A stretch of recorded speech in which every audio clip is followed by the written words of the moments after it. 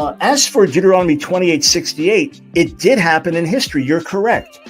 My ancestors, and if you're Israelite, I don't know your ancestry, but if you're actually a Jew, then our ancestors were sold into slavery, into Egypt, probably 2,000 years ago, the most recent time, but possibly even 2,700 years ago when we were exiled, the 10 northern tribes exiled from by the Assyrians. The Phoenicians may have sold us into slavery in Egypt as well. There's speculation among historians as far as that's concerned.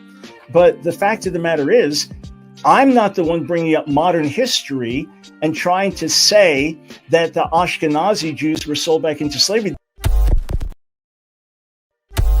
This is an argument I'm responding to in terms of going back into Egypt. This is an argument I'm responding to because Hebrew Israelites raise it all the time to say Egypt just means a house of bondage, which it doesn't. It occurs over 680 times. Mitzrayim, Egypt, occurs over 680 times in the Hebrew Bible, and it always refers to a physical place. Therefore, you can read throughout the Torah where it talks about you were slaves in Egypt under Pharaoh. You were slaves in Egypt under Pharaoh, and I delivered you from there. But under judgment, you'll be sold back there. Right? So don't bring that up with the African slave trade. Don't bring that up with modern America. It has nothing to do with it whatsoever. And America is not Egypt. If you try to make it that, you're misusing the word, and therefore by your own criteria. You might run into one of these groups of the Khazarians that would kill you after learning everything they could about you. They would steal your story. Then they would go to China, pretend to be you, make the deal, and then go back, and the deal never happened. You might run into one of these groups of the Khazarians that would kill you after learning everything they could about you. They would steal your story. Then they would go to China, pretend to be you, make the deal, and then go back, and the deal never happened. But the fact is that the clan here was not descended from Shem through Judah, right? I mean, it's not descended from that line biblically. But the fact is that the clan here was not descended from Shem through Judah, right? I mean, it's not descended from that line biblically. So we're going to pick apart his entire premise here. And see, this is where many of us should be offended, even those that are within the Christian church. You know, if we say the words or express the words that he stated, right, according to them, they'll call us anti, right? We'll hear all kinds of terms like phrases or labels like anti-Shemitic, right? But this guy can clearly say, come, you know, tell us how we're supposed to understand the scriptures according to them. So I have a source, but I don't include it in my live presentations because I know how certain spaces work. Their spaces work by a historian by the name of Robert Knox, right? Who completely shut down even the notion of them being in any type of slavery, dealing with their anatomy, showing that there's no proof, according to their anatomy, that they were subjected to any kind of slavery. And so before I bring my cousin in, I wanted to share one thing here because Professor Mike Brown is supposed to be a Messianic Jew per se. In other words, believing in Christ, a believer in Christ. So if he's a believer in Christ, and I know that he teach out of what is called the New Testament, then he just shot himself in the foot with his own premise about every time you see the word Egypt is referring to a physical place, in Deuteronomy 28:68 is referring to going back into physical Egypt as slaves. And he said, you cannot call the United States as, refer to United States as Egypt. But let's go ahead and answer this question real quick. Let's debunk this with ease.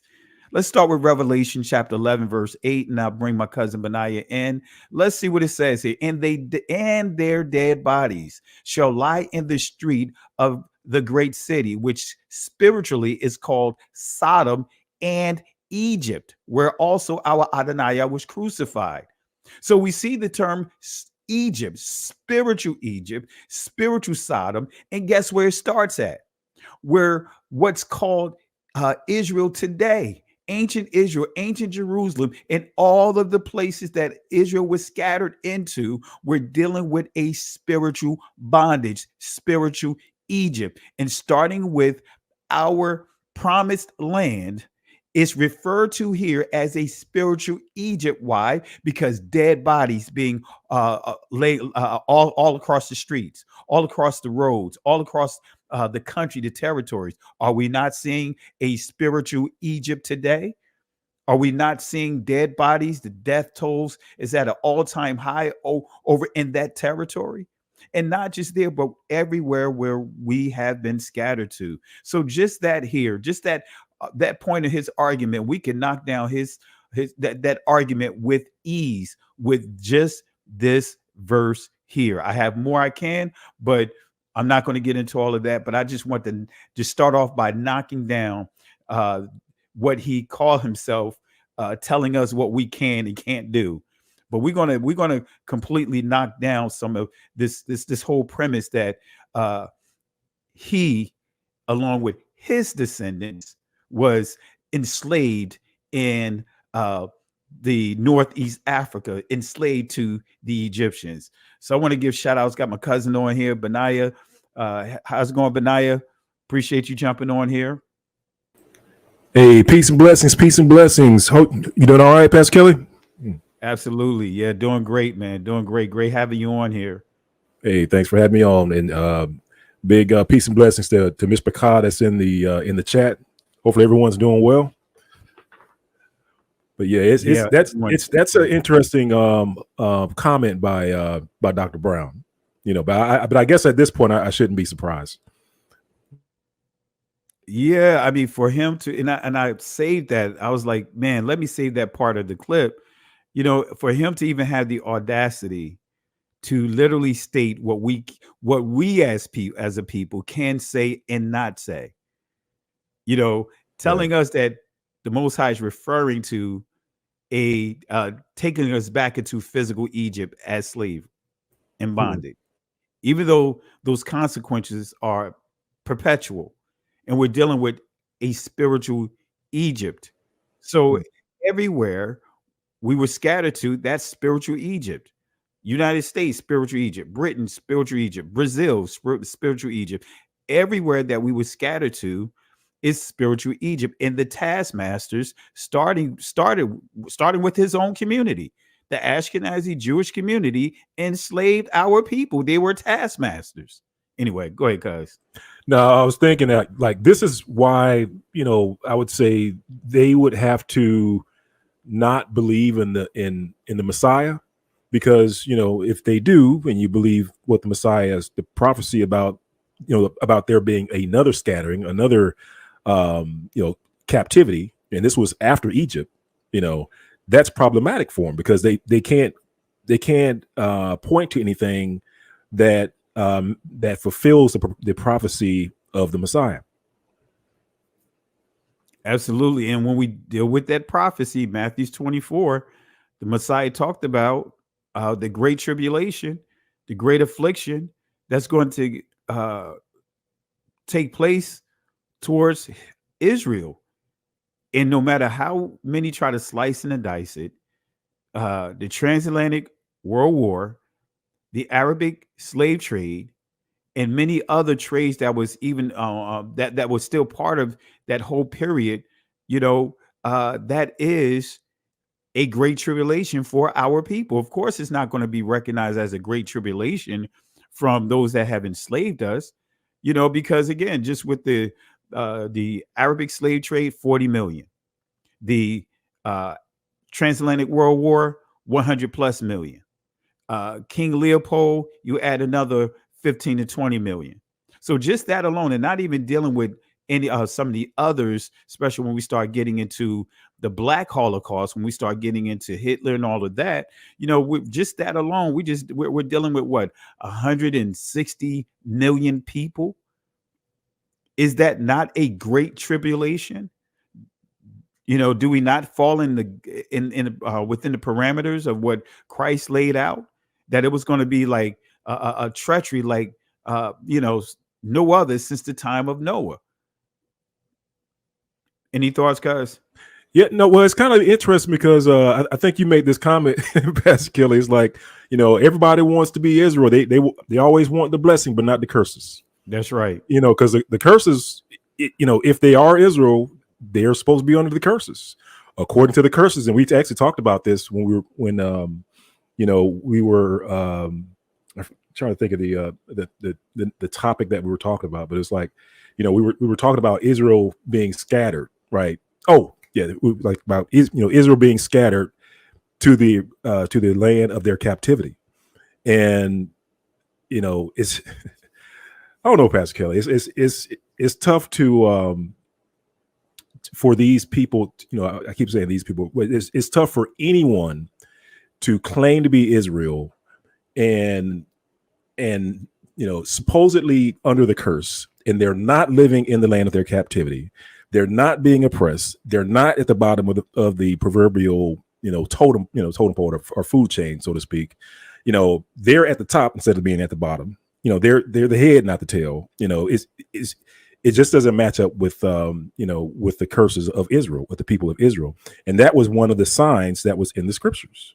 That was the sign to reveal to the world, who we are. And, shout out to the camps, because, they were the ones that were standing on the corners telling everybody this, reminding everybody this, like, hey, there's nobody else in the world that fulfills, of course, I bet you they're tired of us saying Deuteronomy 28, right? But that's so true. I mean, it's just one of those undeniable facts that separates us from everyone else. Exactly. In perpetual.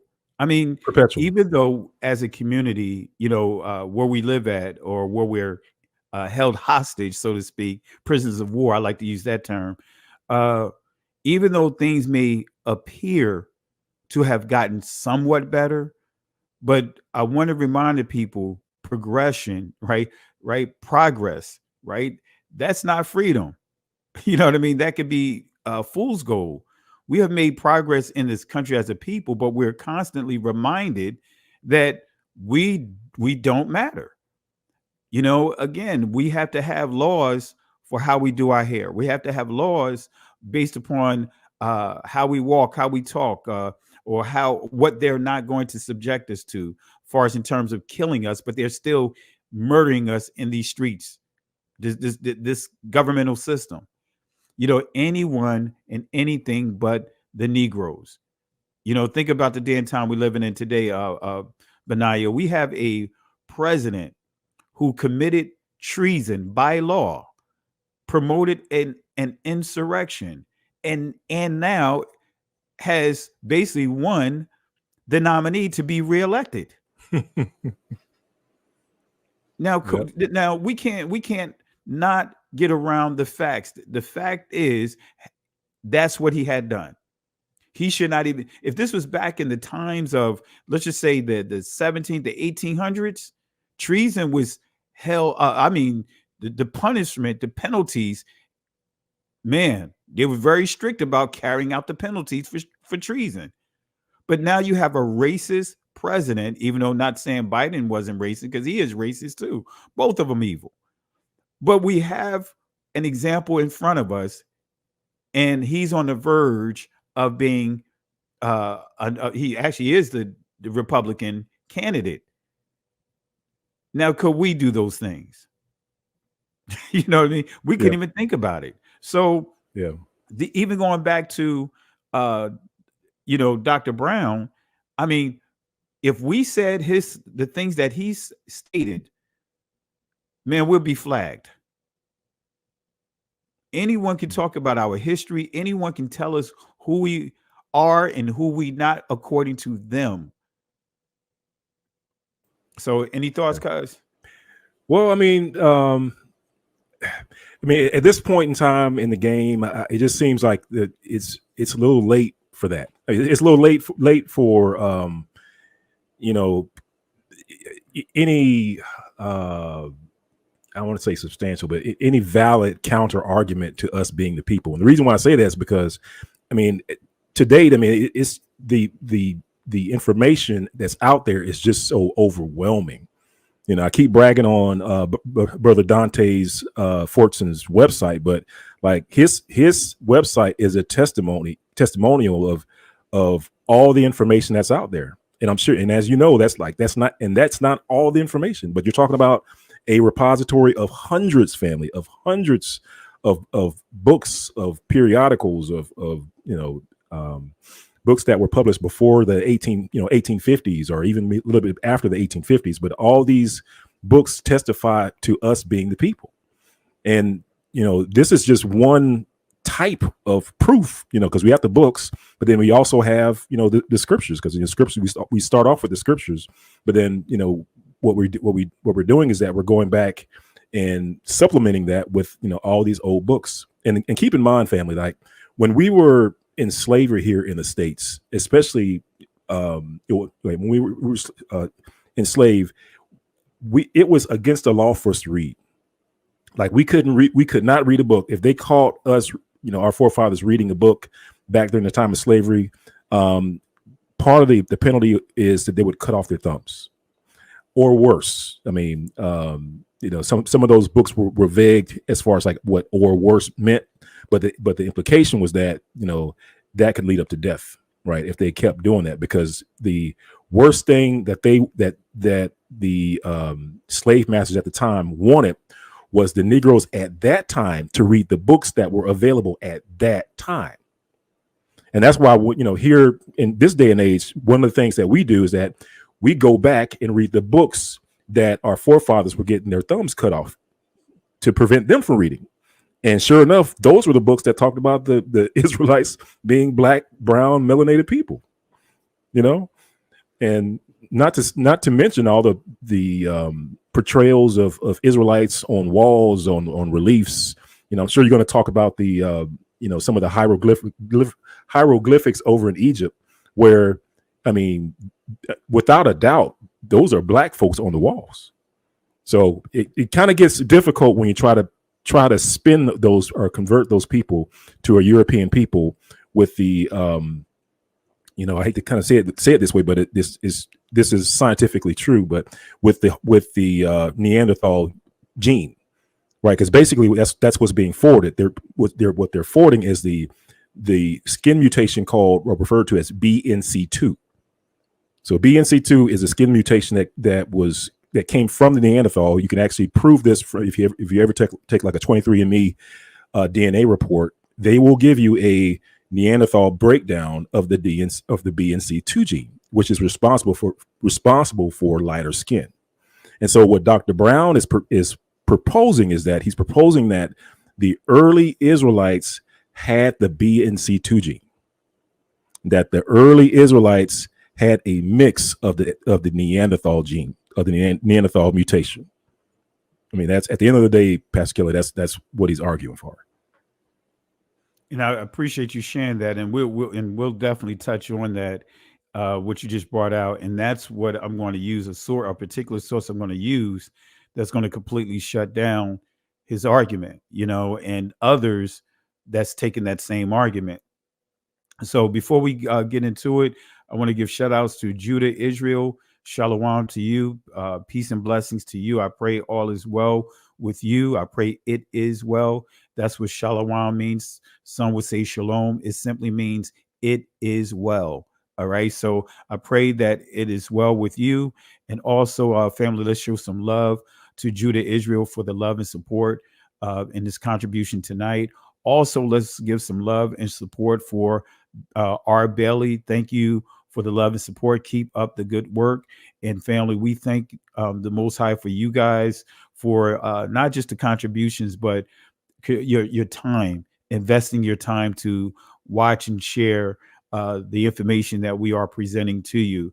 And, so much is being invested in this that many really don't understand the magnitude of that. As you brought up, Dante Forston, his Black Hebrews in the Bible website takes a lot of resources to come up with a catalog, an online library, and deal with a lot of stuff from even the technology side of things of, companies like Symantec, trying to have his site and sites that are created by our community labeled as being having malicious codes and things along that line associated with it. So really appreciate you, family. Thank you again for R. Belly for the contribution, as well as for Judah Israel for the contribution as well. All right. So let's go and cover a couple of things, family. And this is some of the things that you guys are already familiar with, some of the things that we covered in the past. But I want to reiterate and bring this back up, because when we get to, as Benaiah pointed out, when we start dealing with those skulls, when we start dealing with those craniums, I got a source that I'm going to share with you that I've shared before, but not from this angle, that completely shuts down this notion that there were name stealers, so to speak, right? Enslaved in Egypt. So we're going to start with this thought right here. Was the Scythians ever enslaved in Egypt? We're going to answer these questions here, right? Was the Khazarians ever enslaved in Egypt, ancient Egypt? Was the Ashkenazis ever enslaved in ancient Egypt? And again, I have a source that I've been using for 10 plus years by Robert Knox. But when I on an old channel that me and my cousin, Pastor Jerry Carr, had, and I put a teaching in that in reference to that, it got flagged pretty hard. You know what I mean? So that's why I didn't add that into these clips, just to make sure that I don't give YouTube any room to try to flag the channel because of sharing that. And again, he made it clear that just dealing with their bodies, their anatomy, they did not, they can prove that they never were subjected to any type of slavery. All right. But anyway, let's go and answer these questions. And I know, Benaiah, you remember this right here. This is Aaron Elhake, or Elhike rather. This is him giving us clarity on who's who, telling us who the Ashkenazi Jewish community that we know of, as we know them of today, the connection, who they are connected to, and so forth. So this is a reference, an article that you guys are familiar with. But again, repetition, is key. We have to keep repeating these things, and we have to keep approaching our information as if we have new people listening every day. So that way we don't allow sources like this kind of get lost in the layers of information that we're sharing. So feel free if you want to expound on this as well, Benaiah. But I'm going to go to read from this article. It's called "Highlight Out of Khazaria Evidence for Jewish Nome or Genome Lacking." In other words, saying that there's no DNA evidence connecting them to Northeast Africa, and he's proved it. And so this is just something.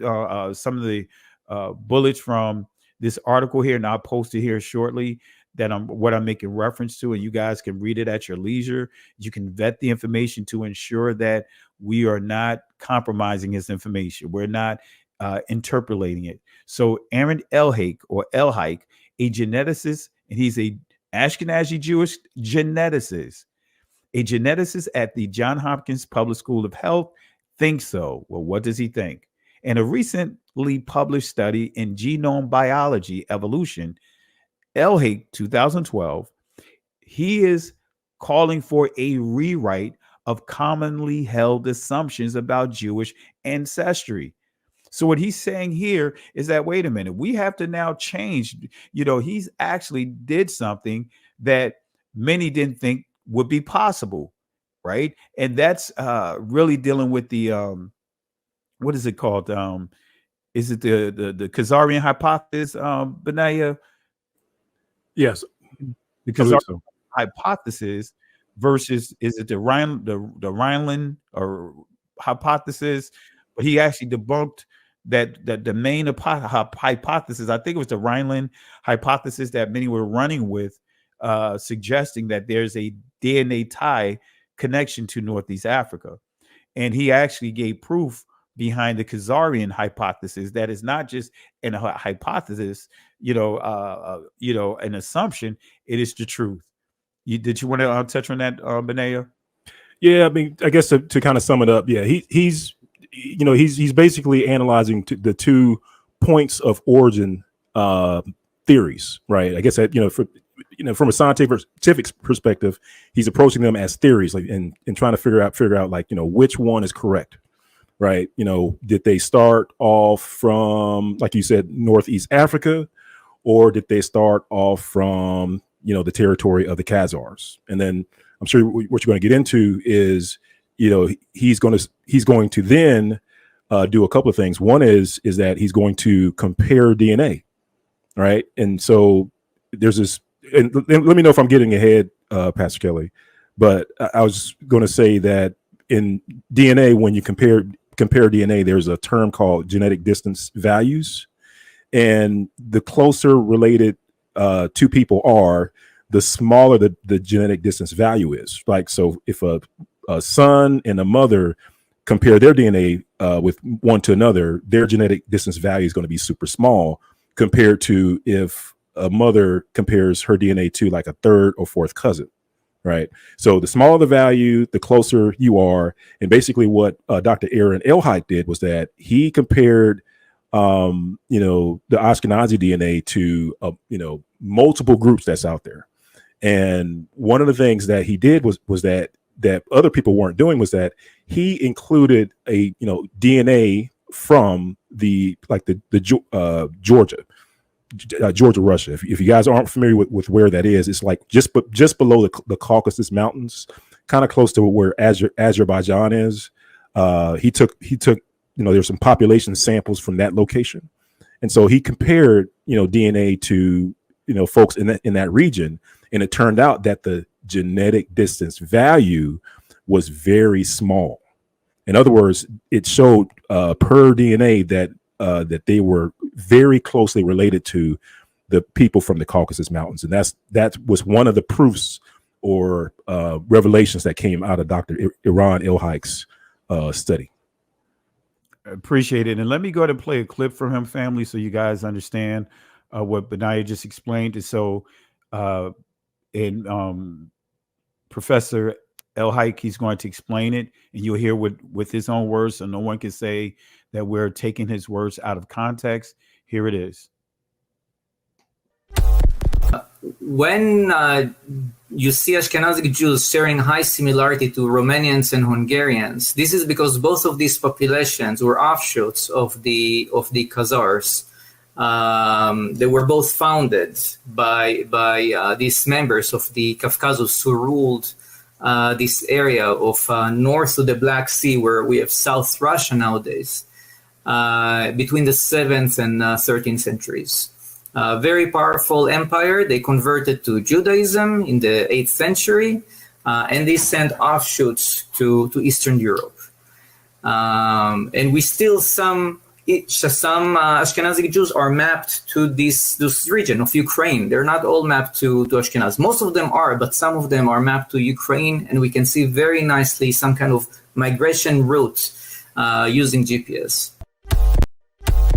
So they're not going to be identical. And over time, they're just going to be split. Now, the extension of these splits depends on how much time has passed.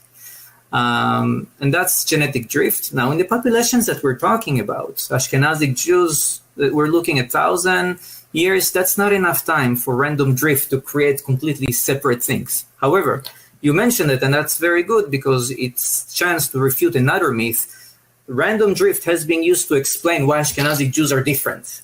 When you compare them to the Palestinians, they don't look like Palestinians. When you compare them to English, they don't look like English. So they said, oh yeah, they because they married each other, random drift took its shot and created this unicorn. That's not true. They're just not being compared to the right populations where they came out. If you compare them to the population we mentioned, these Southern Europeans, Turkish populations, you will see much higher similarity. Genetic drift does not act so quickly. All right, family. So you heard it from the horse's mouth, so to speak. So let me give some quick shout outs real quick, since I have a gap here to do so. I want to give shout outs to Ya'a Hasantewa, daughter of Zion. Shalom Mishpacha. I pray everyone had a restful Shabbat. Thank you for the love and support, sis. And yes, we had a blessed Shabbat. Thank you for the contributions tonight, family. Let's show Ya'ah Asante Wa, daughter of Zion. Let's show her some love. Also, we have Miss Tasis. Want to show some love as well. Thank you for the love and support, for the super chat here. And let's see here. I also want to give shout outs to the author, Candace Phillips Anderson. Thank you again for the love and support. Shalom to you as well. We also have let's see, who else do we have here? Making sure we have everything in order here. Thank you again, author Candace Phillips. Thank you for the love and support. Also, we have Gentle B Star. Thank you for the love and support. And family, let's show some love to them for the love and support for their contributions tonight. And again, thank you, family, for the love and support. And forgive me if I'm stating this out of order because it's coming up kind of quirky here with StreamYard. But thank you again for the love and support. All right. Now, going back to this article here, let's continue with it. All right, let's see here. So again, Aaron Elhike, a geneticist at Johns Hopkins School of Public Health, thinks so. In a recently published study of genome biology evolution, he is calling for a rewrite of commonly held assumptions about Jewish ancestry. Instead of being primarily the descendants of the 12 tribes of Israel, present-day Jewish populations are, finds Elhike, primarily the children of a Turkish people who lived in what now is Russia, north of Georgia, which you mentioned on Benaya, east of Ukraine. This civilization, the Khazars, converted from tribal religions to Judaism between the 7th and 9th century. The controversy cuts into by Elhike's work runs deep, far past the lab bench. Among some circles, his conclusions are bound to be unpopular. And we know it's unpopular. Why? Because it's hitting these agendas. It's throwing a monkey wrench in these agendas. So it says, this is the first scientific paper to prove the Khazarian hypothesis and reject the Rhineland hypothesis, he says.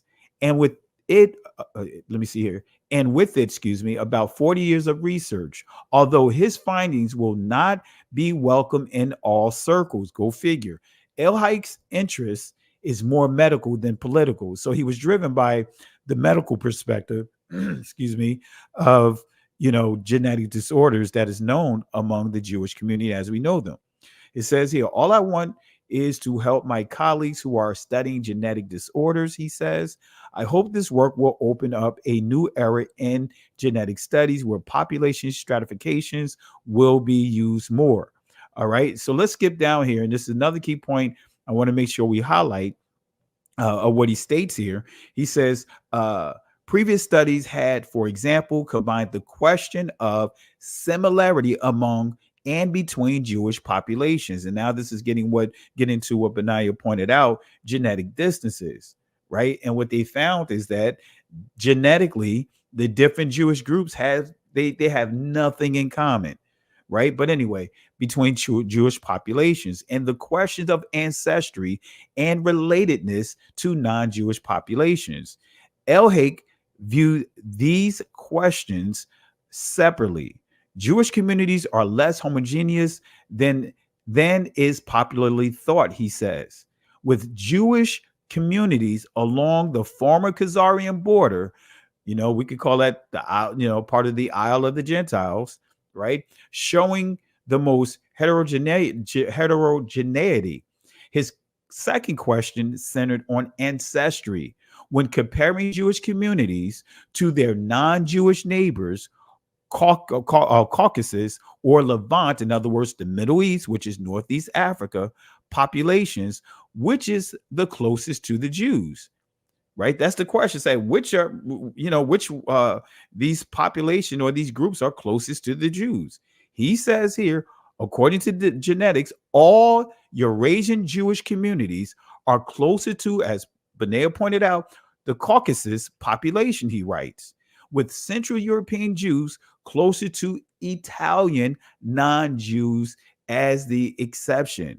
Not one of the 8 evaluated Jewish populations were closer to Levant populations. All right. So I want to make sure you guys understand that. He says not one of the 8 evaluated Jewish populations were closer to Levant population. In other words, they had no genetic closeness, so to speak, with any of the groups in Northeast Africa. And I'm going to prove this with a source dealing with craniums. All right. So according to a Jewish geneticist, Aaron Elhike, there is no DNA proof that connects the Ashkenazi Jews to the Middle East. Anything you want to share, Benaiah, as I go to this portion of the lesson here, just to kind of break down, give the people an understanding of some of these names like Gog and Magog, and show how the Scythians and all of that are connected. Yeah, one of the things we talked about with Dr. Aaron Elhike, and that was when it comes to these tests, really it all boils down to just making sure that the right group is being compared to. Because let's say, for instance, I think one of the examples we gave was that, let's say, for instance, if you have a father and a son, among a group of people, and everyone was taking a DNA test to see, all right, who was the father of this son, right? So let's say, it's kind of like, back in the Day family, there used to be a couple of shows where the climax of the show, or the whole purpose of the show, was to find out who the daddy was. Normally you would have a guy, right, and a woman, and then there would be a child that was birthed, and they would try to find out, like, who's the daddy.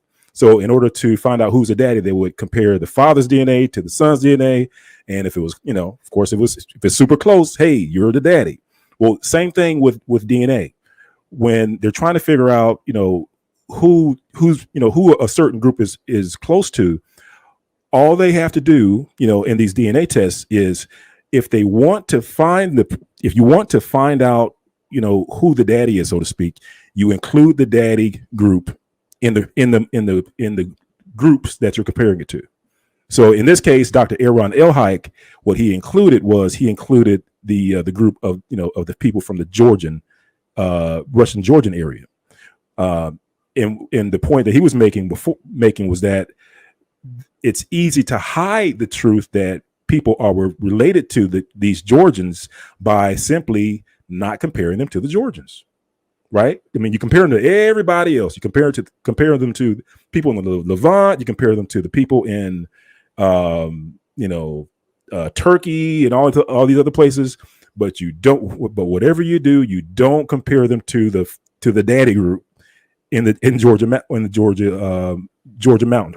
Russia, Georgia. I keep saying Georgia Mountains, but Russia, Georgia, which is just below the Caucasus Mountains. And the thing that, like I said, the only thing that Dr. Aaron did was that he included that group into the suite or the set of DNA that the Ashkenazis were DNA was compared to. And what he found out in his studies was that the match was with that group. The match was with the people from the Caucasus Mountains. Appreciate it, Benaiah, for that breakdown. And family, I want to share a couple of clips from, of course, Dr. Brown, and this is dealing with the Ashkenazis. And we're going to go ahead and knock this down. And I have some other clips that I want to share as we progress. And I know that Benaiah is going to expound on these clips. But let's go ahead and play a couple of clips by Dr. Mike Brown, and let's go ahead and knock down, what he says, right, about a particular group. And that's why we're doing this live here. Here we go.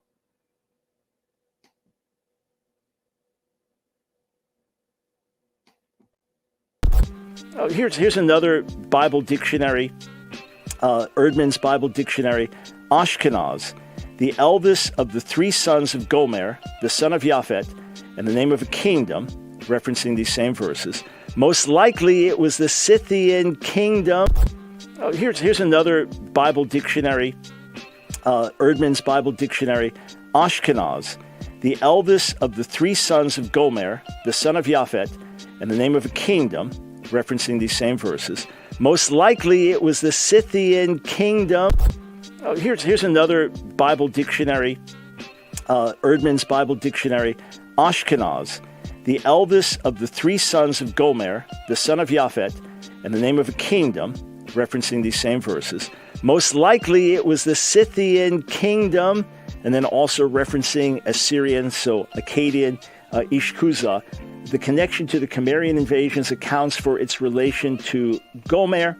Aligned themselves with the Mani, the Scythians revolted against Assyria in the 7th century BC, but were afterwards conquered by the Medes and the Persians in 538. They provided contingents of troops for the Persian attack against Babylon. And then after a few hundred years, they're lost from history. So they have zero to do with Israel, zero to do with the Jewish people, zero to do with Ashkenazi Jews today. Zero. You say, well, where did the name Ashkenazi came from? Now we got to give the Stranger Danger Award real quick. Stranger Danger! Stranger Danger! Stranger Danger! Stranger Danger! Now let me play one more clip by him, and then we'll go ahead and break down the Scythians and show that they didn't just disappear. All right. So let's listen to another clip by Dr. Mike Brown. So a little over 1,000 years ago, as Jewish people scattered around the world had now emigrated in Europe and now were living in the Rhineland in Germany, they looked at the name Gomer in Genesis 10, and they connected Gomer with Germany, so they took on the identity of the name Ashkenaz. It has nothing to do with Ashkenaz in the Bible, which is a descendant of Japhet. It's just a name that was taken. Okay, it's that simple. Just like my last name Brown doesn't refer to the color of my skin or anything else. It was shortened from a Russian name when my grandfather came over at Ellis Island. The name got shortened to Brown. It's just a name. That's all it is. So the idea that Ashkenazi Jews are descended from Japhet is a myth, 100% false. All right. So in family, if you experience any issues with the clips as far as no sound, that's nothing on my end because I can hear the sound. But I do know that YouTube are now doing some additional things to suppress the views and suppress the audio by not allowing certain clips to play. So this is just giving you confirmation that they know what we're presenting to you guys is the truth. Okay, so let's go ahead and get into this here. Let's deal with Magog. But you guys know these names here, but I just want to go deeper, do a deeper dive with what Mike Brown presented, and we're going to knock all of that down, and we're going to get to a point that I really want to bring home this point from the source about to prove that he has no connection to he and others these that are European descendant, European Jewish people per se, have no connection to Northeast Africa, which is the true location. Northeast Africa, even though they call it the Middle East, that's the true location of Israel. Is really Northeast Africa, not Middle East. That's a modern construct. But anyway, let's deal with who is Gog or Magog, right? These are sources, family, I shared. This is coming from the Eastern Bible Dictionary, 1894.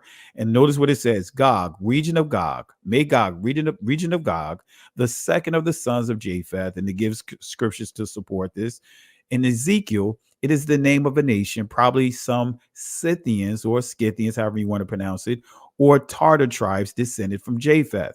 So we see give some information here about Magog, right? The region of Magog, right? Magog, region of Gog, rather. And we see that it's connected to the Scythian people. All right. And these are some of the sources that Dr. Brown brought out. And we're going to use his own sources that he brought out. And we're going to show that he's not properly and fully representing these sources, So it says here, denote Scythian nations, fierce and innumerable, who live beyond the Caucasus and the Lake Maeotis, excuse me if I butcher the name, and near the Caspian Sea, and spread out even onward to India. And it gives some additional locations here. But then we have to understand Magog, according to scripture, is the second son of Japheth. And we can confirm this with Genesis chapter 10, starting at verse 2. The sons of Japheth, Gomer, Magog. And so we see Magog listed here. Bediah, Javan, Tubal, Meshach, Tiras. Okay. So according to the Easton's Bible Dictionary, 1894, Magog is also connected to the Scythians or Scythians. I'm saying it both ways because some pronounce it Scythians, some pronounce it Scythians, so I'm pronouncing it both ways. So who are the Scythians? Who are the Scythians? Who are these people? Right?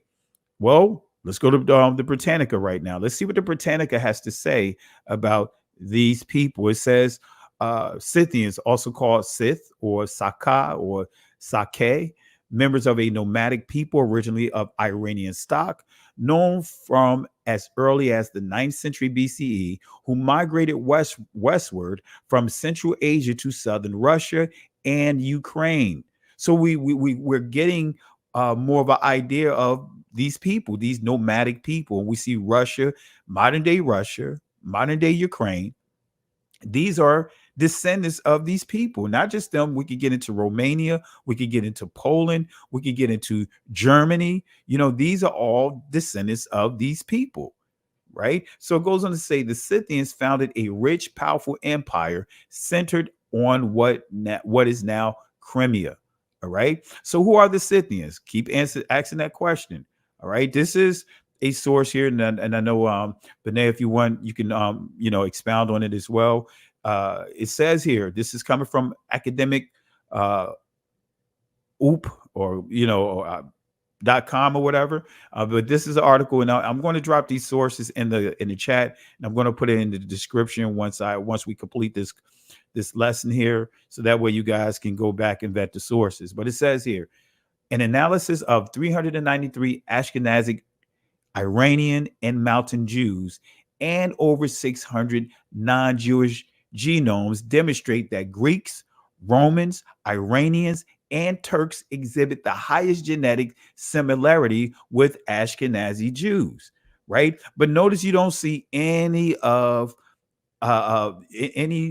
Northeast Africa, groups like the Ethiopians, like the Egyptians. You don't see any of that here.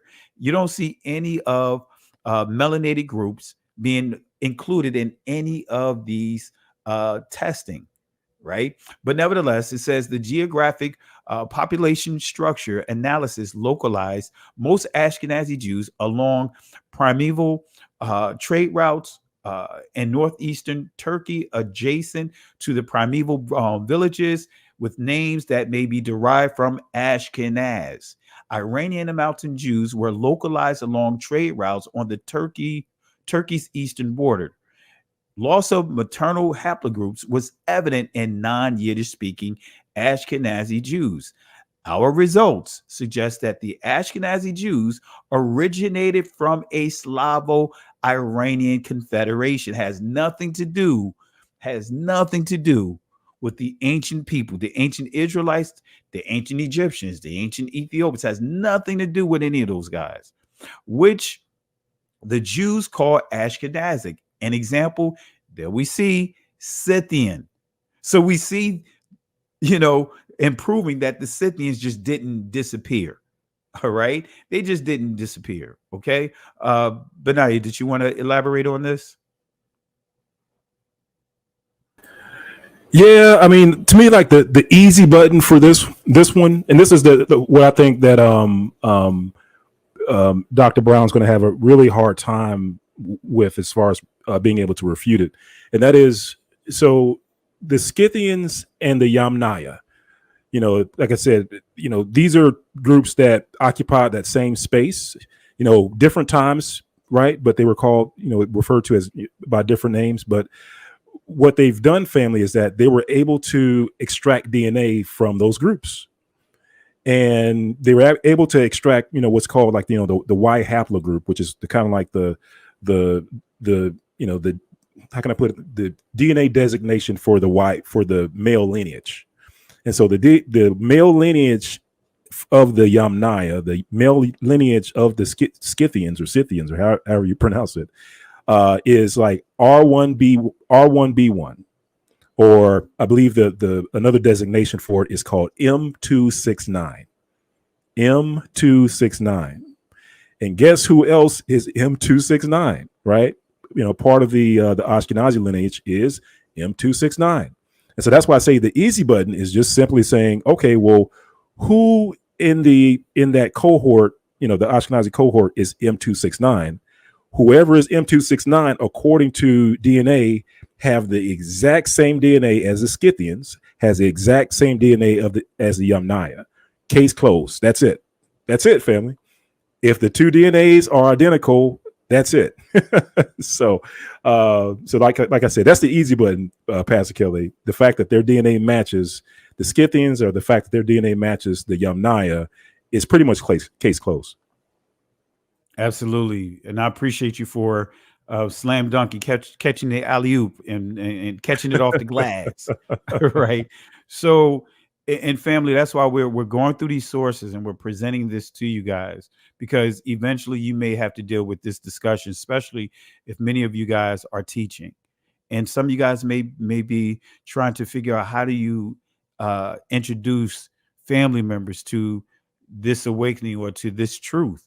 How do you navigate through what you're hearing, right? With discernment. Okay. So who are the Scythians? Who are the Scythians? Right. And let's go to the Anchor Bible Dictionary, because Dr. Brown did make a reference to the Anchor Bible Dictionary, volume 1. And let's see what it says about Ashkenaz. Right. We don't want to just deal with the Scythians, but let's look at Ashkenaz. Let's see what it says about Ashkenaz. First descendants of Gomer, who is the first offspring of Japheth in the Table of Nations. And again, it referenced Genesis chapter 10, verse 2 and 3. We already highlighted that. And also it tells us in Jeremiah 51:27, Ashkenaz appears along with Ararat and many as a kingdom called upon to oppose Babylon.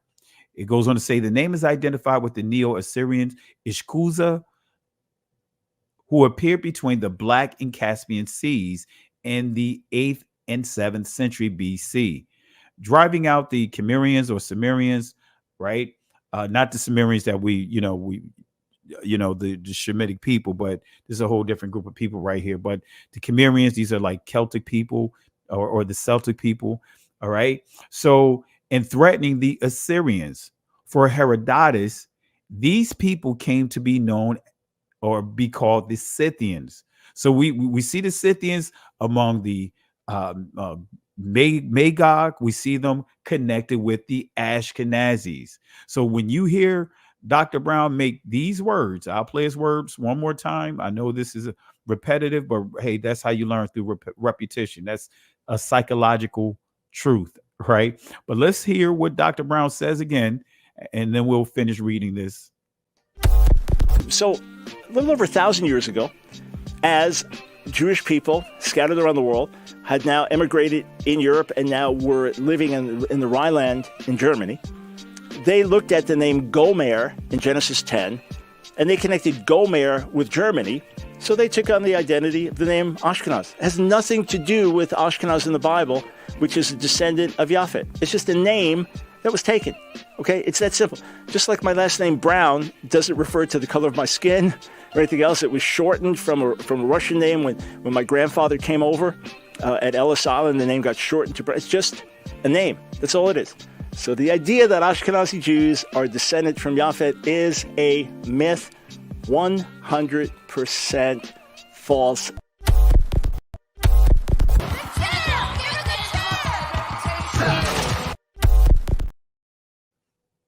So that's what he says about the Scythians. All right. That's what he says about the Scythians. All right.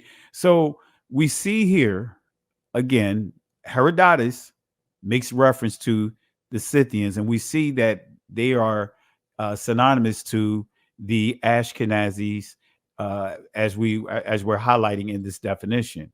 So it says the correspondence of the consonants. Now, this is getting into the linguistic side of things, but it says Ashkenaz is Kuza and Scythian is obvious. So it's showing us the correlations even from a linguistic perspective. So you can also study languages as a way of identifying who's who, especially if you start with understanding the trio language is called the Proto-Indo-European language. And that's what I've used to confirm who's who, right? Pi, that's where you get pi from. But anyway, so it goes on to say here, although cultural associations reach back into the third and second millennium BC, present archaeological evidence for a distinctive Scythian culture begins in the 7th century BC. All right. So this is telling you that, hey, they have a culture, right? And again, they were not, they didn't just completely fall off the face of the earth. And so we see some of the additional sources here that's referring to the Scythians. We see possible portrayals of Scythians appear in the 9th century release of Ashurnaz-Sapal, excuse me if I butchered the name, but the it says, but the first Neo-Assyrian mention of the Ishkuza, and is still dealing with Scythians, Ishkuza is still also recognized as Ashkenazi, occurs during the time of Sargon II in the 8th century BC. Driving back the Cimmerians or Cimmerians, the Scythians were able to push south to dominate Asia. An example, East Turkey and Media in the latter part of the 7th century BC, right? About this time, a Scythian raid against Egypt was stopped by Psammetichus II, and this is according to Herodotus, right? So for the later history of the Scythians and the question of their identification with the enemies from the north mentioned in the first part of Jeremiah. But then it tells us to go see Scythians here.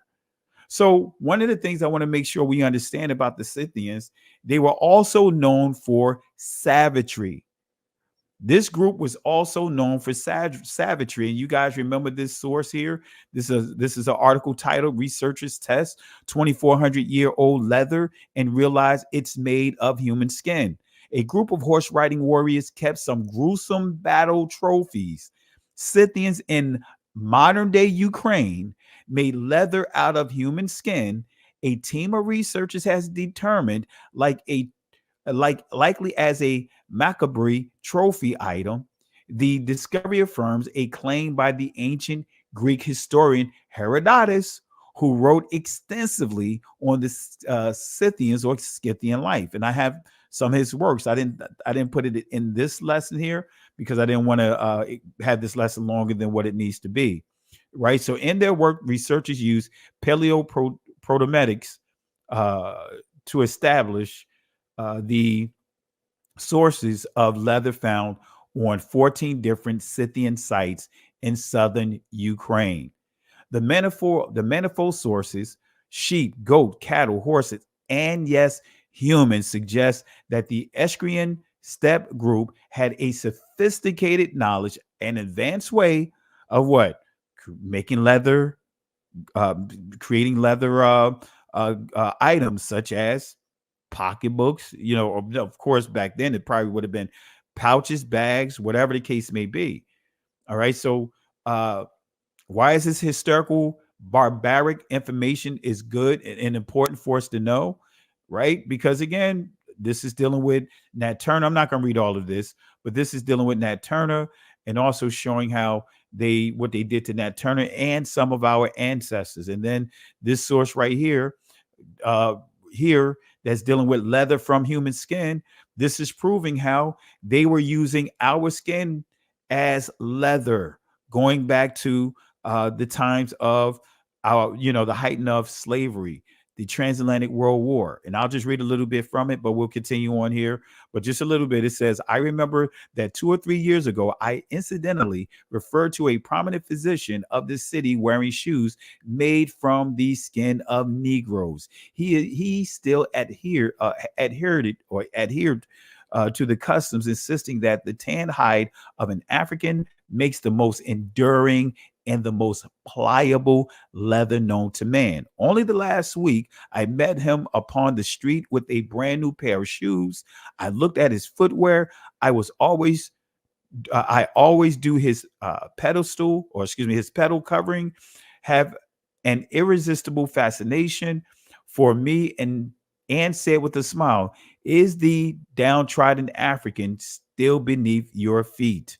And in the most matter of fact way, and without the shadow of a smile, he answered, I suppose you mean to inquire if I still wear shoes made of the skin of a Negro.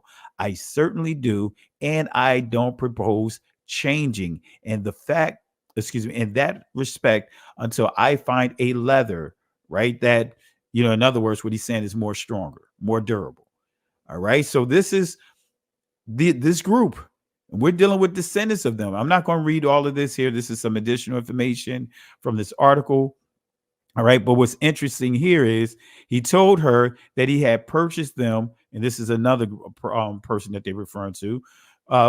These leather, Negro skin made out of leather. Leather made out of Negro skin. He said purchased them from what? A Turk in Alexandria. But anyway, let me fast forward here, family. So that way you understand, they know that there's something special about us. But then we also see the descendants of these people, the Scythians or Scythians, committing barbaric acts towards our people, savagery to its fullness. All right. So according to the Anchor Bible Dictionary, the Scythians are the descendants of Ashkenaz. And I said savagery, right? So let's highlight here and let's see the savagery here. What it's going to say here. It says biblical scholars sometimes associate the Scythians with Ashkenaz and with the bringers of destruction in the prophecies of Jeremiah and Zephaniah.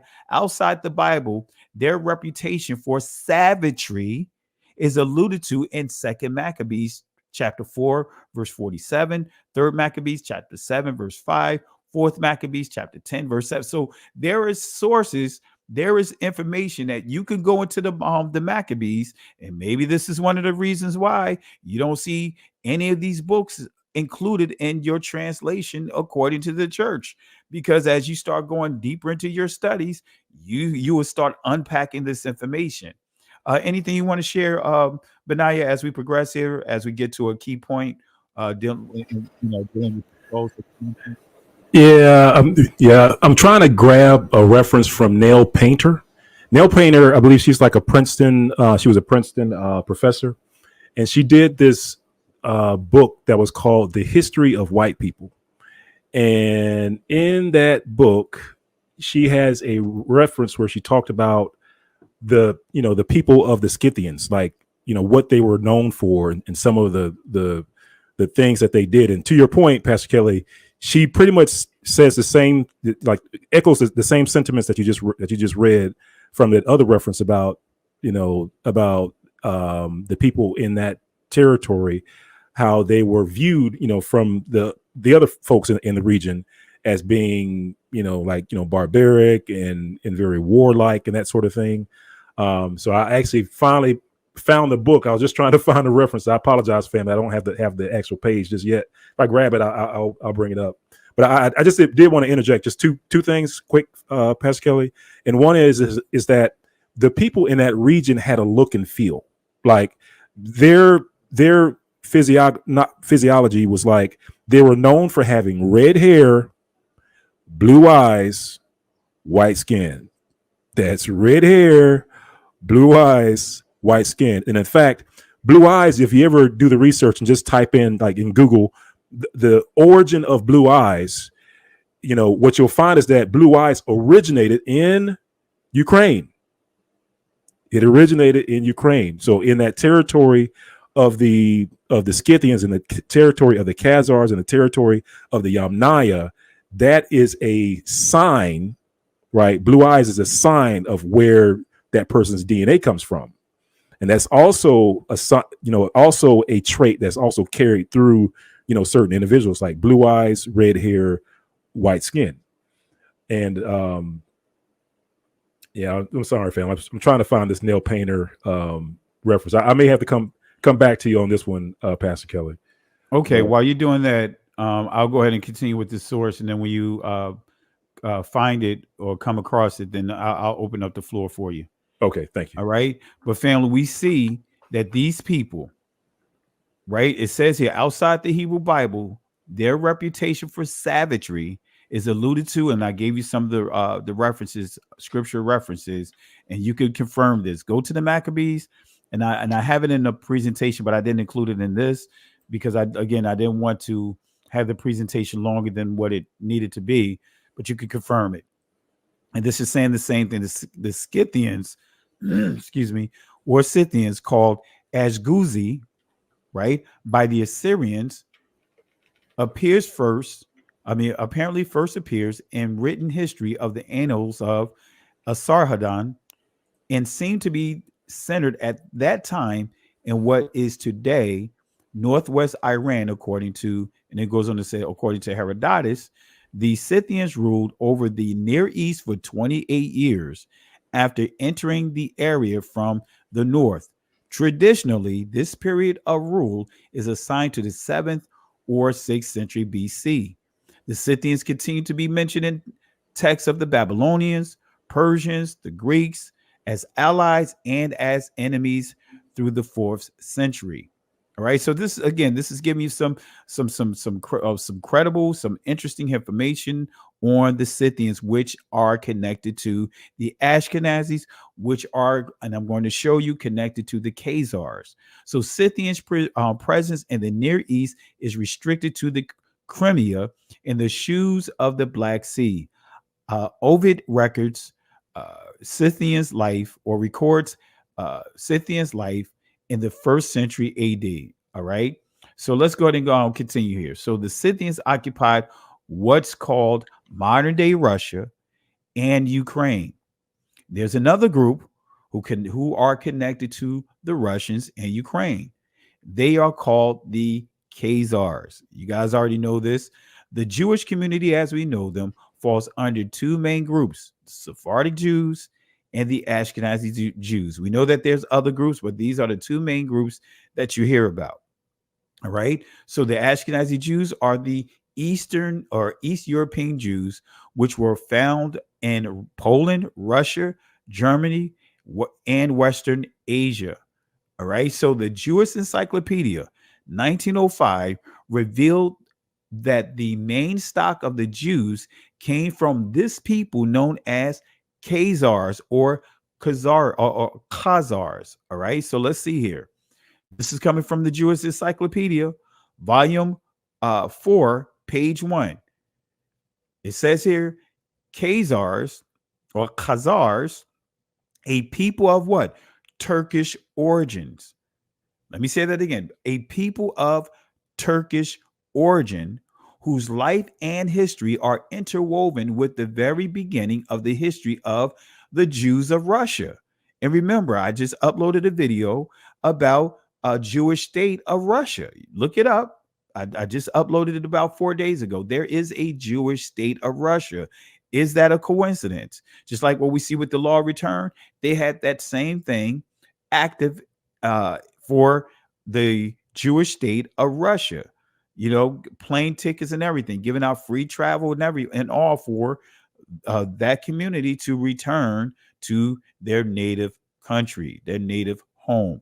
So the kingdom of the Khazars was firmly established in most of Russia's South Russia long before the foundation of the Russian monarchy by the Varangians. Jews have lived on the shores of the Black and Caspian Seas since the first centuries of the Common Era. Historical evidence points to the region of the Ural as the home of the Khazars.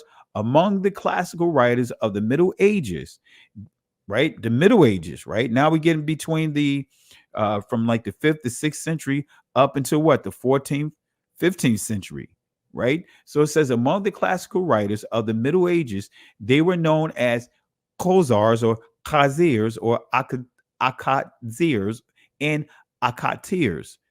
And in the Russian chronicles, right? But that's giving more information. So you see that the Scythians is connected to who? The Khazars. And then when we look at this term Meshech, I'm not going too deep into this, we see Meshech is referring to Moscow.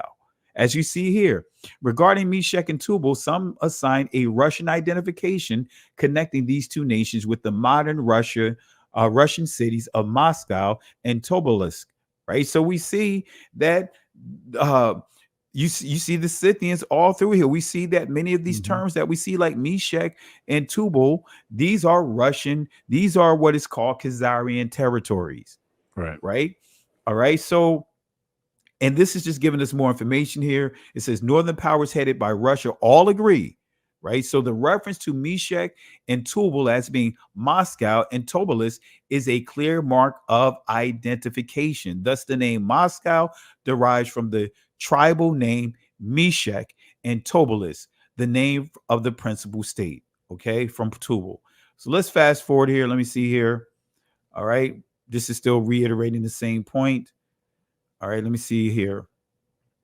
All right. Ethnologists, it goes on to say historians who track the migrations, really, these are invasions, right, of people, tells us after the flood, the Japhethites migrated from Asia Minor to the north beyond the Caspian and Black Sea. They settled in the area of Rosh that we know today as Russia, right? So you see how all of this connects.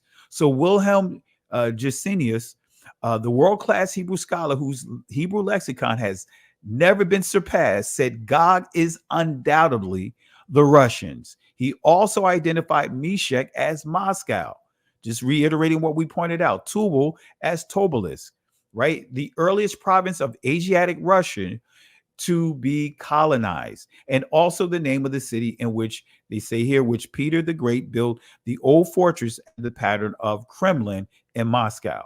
All right. And notice what it says here. Meshach was founder of the Mashi, a barbarous, in other words, barbarians group of people who dwelt in the Mashian mountains. He went on to say that the Greek name Mashi, derived from the Hebrew Meshach, is the source of the name for the city of Moscow. All right. So we can confirm this more. I'm not going to get into this. It's still further confirming Russia, Moscow. This still reiterating what we pointed out. So when we go to Eastern Bible Dictionary and we see Meshach, this is further confirming what I already read and still grouping all these people together. But notice what it says here. This is the key that I want to get to here. It says here, during the ascendancy of the Babylonians and Persians in West Africa, the Moshi were subdued, but it seems probable that a large number of them crossed the Caucasus range and spread over the northern steppes, mingling with the Scythians. There they became known as Muskovs, excuse me if I'm butchering the name, and gave the name to the Russian nation and its ancient capital, by which they are still generally known throughout the East. So they are not a group of people that just disappeared, fell off the face of the earth. So again, was the Scythians ever enslaved in ancient Egypt? Absolutely not. And before I go into this portion, Benaya, anything that you want to share? Because we get ready to deal with the craniums. Yeah, well, just to kind of sum up, do just a quick summary, and that is, so family, so over in that area, of the Scythians, many folks have our historians have crossed over that territory at different points in time. Of course, we talked about how that territory was referred to as different names, throughout time. Like we said before, it was one point it was called Yamnaya. At one point it was called, the Scythians. At one point it was called the Khazars. But one of the things that we found was that the people in that territory had a consistent look and feel. The consistent look and feel was that they had red hair, blue eyes, white skin. Red hair, blue eyes, white skin. And it's also interesting that, like, the white skin component of it, of course, like I was saying before, that is traces back to a skin mutation called BNC2. And the BNC2 skin mutation, that comes from, intermixing with Neanderthals. And like I said, Pastor Kelly, I did find that reference, Pastor Kelly. I'm not sure if you want me to show it or not. I have it on a web browser. Sure. Did you want to share that before we get into this portion of here? Because I'm going to play a couple of clips by Professor Kennedy, and then we'll get into the craniums and all that. Did you want to share your screen? Or yeah, did let you me want see. me to pull it up for you just on this? No, I will share it. Let me see if I can Let's see, share window and screen, youth notifications. Yeah, sorry, family. I'm trying to see if it will allow me to share my Mozilla screen here. Hang on. So I'm going to try this. And Okay, I see your share here. okay, All right. are you seeing my Kindle library? Yep. Okay, perfect. All right, so this is from a book, like I was saying before, family. In that territory, there have been, different people have written about it over the course of time. So what we're looking at is a reference that is, it's a little bit later, but it's still going through that territory. And this person, as they're traveling through that territory, he's describing the people in that territory, right? And he's probably going to give just a little bit of history. And this is Chardin, Sir John Chardin, right? And so he's physically going through that territory. And I'll skip right to the point here, but I just want to show you that when he's describing it, I'm not sure if you can see my screen or not, but at the very bottom of the screen, it says, in the 17th century, this was untamed country, according to Chardin, the lands of people without religion and without police. A scientist at heart, he took meticulous notes while racketed by constant fear. Chardin loathed this chaotic Black Sea region where brigades controlled the highways, often threatening his goods, his freedom, and his life. As he says of the Saracens, which is the same area, it says, it is impossible for them to glimpse an opportunity of thievery without taking advantage of it. They eat with their hands, go to the bathroom right next to where they eat, then continue eating without washing their hands. Chardin is totally disgusted. Oh, come on, cuz. Oh my goodness, man. Man, y'all, you guys know. I can tell you about some that I've worked with, man. Oh my goodness. Go ahead, cuz. I'm sorry. No, you're good. It just says the inhabitants of the Magrillians, the Caucasian people on the northeast coast of the Black Sea, are vile. They and their neighbors are huge drunkards, worse than the Germans and all Northern Europeans when it comes to drinking. It just goes on and on and on. But basically, I just wanted to show you that the description in that area, and again, this is from Nell Painter. She's I believe she's a Princeton professor. She's either Princeton or Harvard, but I believe it's Princeton. And this is her book, right? This is her book. And then the other thing I just wanted to show you real quick is that in that territory, there's consistency as far as like the characteristic of those people, being warlike, being savages and stuff like that. And then there's also consistency as far as like the way they look. And then there's also consistency as far as the DNA, because we talked about DNA, how DNA is really the easy button to all this. And that is the M269, which is what I was referring to before. So M269, you can see it on your screen. This traces back to the Yamnaya. So the Yamnaya are M269. And then even folks that write Wikipedia pages, they actually reference this scientific paper, where they even call out, M269, such as have been found to be prevalent in ancient DNA found in individuals associated with Yamnaya culture, right? So again, it's in the books, family. And just to show you what it looks like, so this is the Scythians, just to show you that we are talking about the same area. This is a map of the Scythians, and this is a map of the Yamnaya. So you can see in Ukraine, which all this war and stuff that's going on. This is Crimea down here, where Blue Eyes originated from. But you can see Yamnaya and the Scythian territory is pretty much the same territory. And then the last nugget I'll tell you is that the gene mutation that gives white skin, which is called BNC, the BNC2 gene, comes from the Neanderthal, right?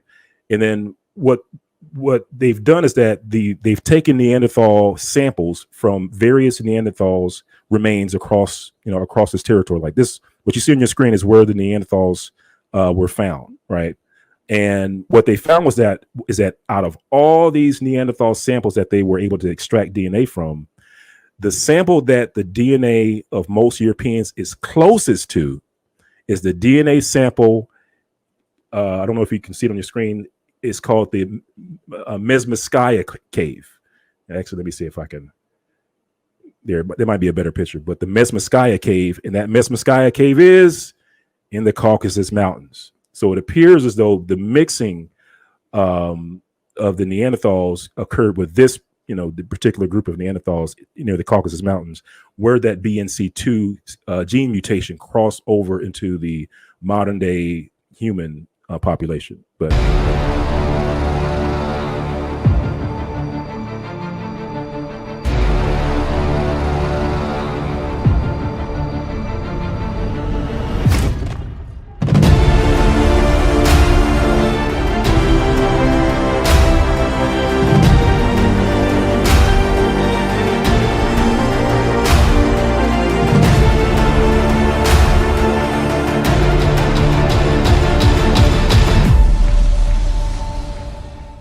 Today, we are joined once again by Dr. Rebecca Futo-Kennedy, who's going to take us through a thought-provoking episode on the term sub-Saharan and the whitewashing of ancient North Africa. Yeah, so I just think we should sort of because this idea, this sort of continually trying to find this idea of separating out North Africa from sub-Saharan, as if the Sahara was the impermeable boundary that nobody could get through, is really a continually problematic type of argument.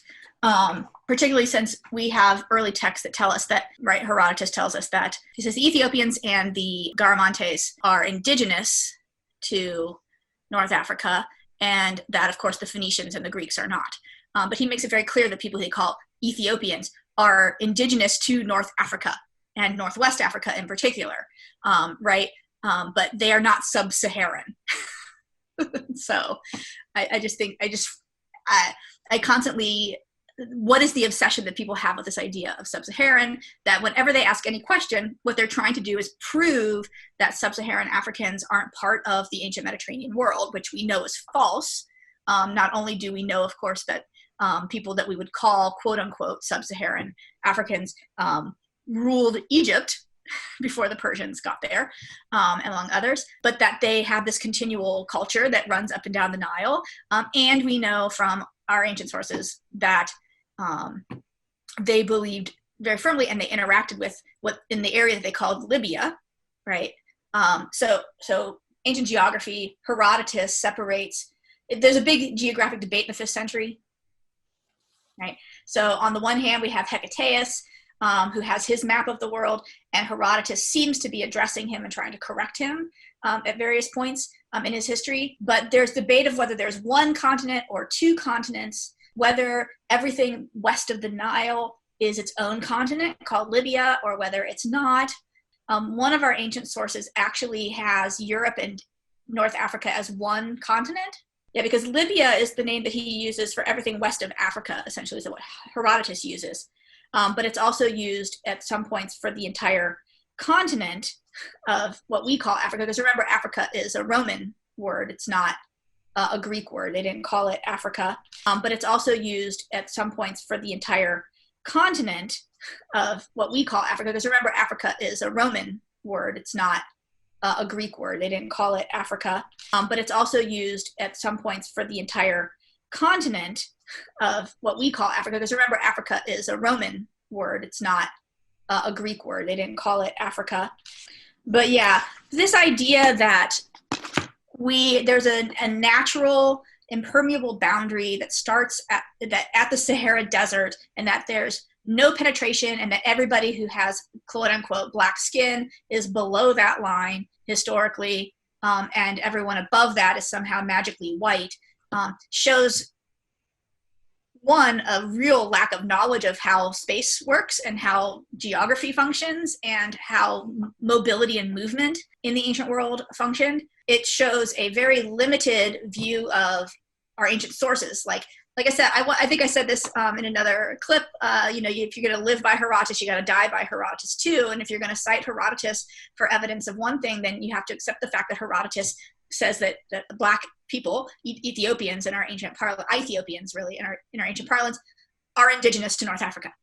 They're indigenous to Libya, which is his word for basically everything north of the Sahara, because as far as he's concerned, south of the Sahara is uninhabitable, right? They believe that that was an uninhabited region, uninhabited zone. Nobody lived there. It was too hot. So this is, you know, you have to understand that our ancient sources were very clear that in that northern part of Africa, that's where Ethiopians lived, were indigenous to. That means there were black people there. But also the people that we refer to now as either Nubians or Cushites, those were also called Ethiopians by our Greek sources, and they were in Egypt and they controlled Egypt for various times. And we actually have a lot of evidence, if you put Egypt into its African context in antiquity, its vision is not to the north, right? It looks to the Nile and to what we would call south, right? To the upper Nile, the upper Egypt. And in fact, the cult of Isis is actually integrated across the what we would consider the two separate kingdoms of Egypt and Nubia in antiquity, but their worship of Isis is almost identical, and they are integrated and looking to each other as early as, you know, the second millennium BCE. So we really just need to not think about this separation, which isn't even a modern separation, right? This idea of sub-Saharan is a modern racist trope, that there is a magic dividing line. And it is a modern racist trope that develops back from, I mean, I'm thinking I should do an Ngram, Google Ngram, just to see when the term sub-Saharan first pops up in books, right? Because one of the things you can always tell is when things start to get hot and when they're not. But if you look at someone like Cuvier, who was one of the early scientists dealing with race back at sort of the turn of the 18th to 19th century, so 1801, 1802 or so. He's the guy who got Sarah Bartman's body after she died, the Hottentot Venus, and had it stuffed and had her genitals and things preserved for study. He makes clear comments about how taking the heads of mummies, which they were sort of just getting at this time out of Egypt, and her dead body and her face, and putting them together. And so here's this like 6,000 or 4,000 year old mummified head, which clearly is not in its original form, right? With her body, a model made of her, and says, look, it's very clear from looking at these two that regardless of whatever their skin color was, they're clearly different races. Because their heads are different, because he was a craniometry guy. So if you sort of think about when is this obsession with sub-Saharan kicking in, it's kicking in when we're trying to, in a period of time where we're trying to separate off Egyptian, these ancient kingdoms that are being discovered by modern Europeans, and the sort of Black South. And actually, I'm looking at a Google Ngram right here that goes back to 1800. Up to 2008. I'm going to smooth it out here a little bit more. And the term doesn't start to appear in books anyway, in English, in the English language, until roughly 1978. So, you know, why? Why does this term emerge? It has like very little life before that, and then all of a sudden in the 1960s and 1970s, I see here's an appearance of it in on communism in the Soviet Union. In sub-Saharan Africa is one of the earliest ones that I'm finding and marketing. So that divide seems to be one that has to do with economic policies and what they're viewing as economies in the modern state. It's all about development. So I think when people ask about this stuff, what they're really trying to ask, and they don't want to ask the question, so they use this phrase sub-Saharan, is, are Egyptians white like us? And they don't want to say that, because if they say things like that, then, you know, because what happens when you sort of subsume whiteness for the entirety of North Africa, right? You want to claim the ancient civilization without modern Islam being attached to it. And then you want to separate it from blackness. That's the only reason why people use this term. There's no genetic distinction to be made here. There is no political distinction to be made here in antiquity, or in even clearly up until the modern world. If people aren't using the word, they're not making a distinction about it until they want to use it. All of Africa was a colonial playground until a certain period, and then we're going to make a distinction between the oil-rich Arab states and the mineral-rich and other resource-rich exploitable states below the Sahara that are not oil-rich states, right? Agricultural versus other. So I think anybody asking the questions about sub-Saharan and how these ideas apply to the ancient world need to stop, because they are clearly, absolutely modern impositions of ideas and ideology, and very clearly they are very recent modern impositions. And whenever people say that they want to avoid imposing modern ideologies onto ancient world, they're okay with imposing modern ideologies onto the ancient world as long as it's their modern ideologies, like the category of sub-Saharan. So I think we need to like nix that one. What you're really asking is, are they black or are they white? And the answer is neither, and both, but really neither. There's no white people running around in ancient Egypt. It's just not a category that they used. They did recognize that people had blackness, black skins, and they recognized dark skin tones, but the idea of the white is a gender category, or a category used for people who are cold burned in the very far north, or it is a category that is used for people with certain diseases. Or we actually see it in a poem by Catullus referring to Caesar for a political party affiliation, the blacks versus the whites as a sort of political thing, and then we'll see it. The other place where it might be connected to these sort of politics is that it's also can be connected to chariot racing. Your team, your favorite team, the Greens, the Reds, these are teams. The whitewashing of North Africa also ties in. If you think about this thing, the idea of whitewashing North Africa, some of the loudest voices on the internet in wanting to ensure this dividing line between sub-Saharan Africa and North Africa are people of Arab descent. I'm thinking here specifically of like Nicholas Taleb, right?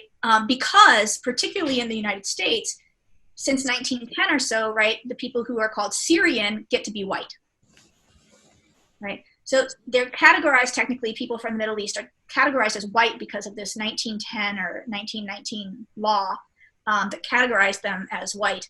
But they don't get to live the experience of being white in America because they're Muslim. So, but I think there's this bind into people who have recent access to whiteness, particularly in the United States, but also in the Middle East, where there is anti-blackness, severe anti-blackness, that they want to make sure that they can make that harsh dividing line, right?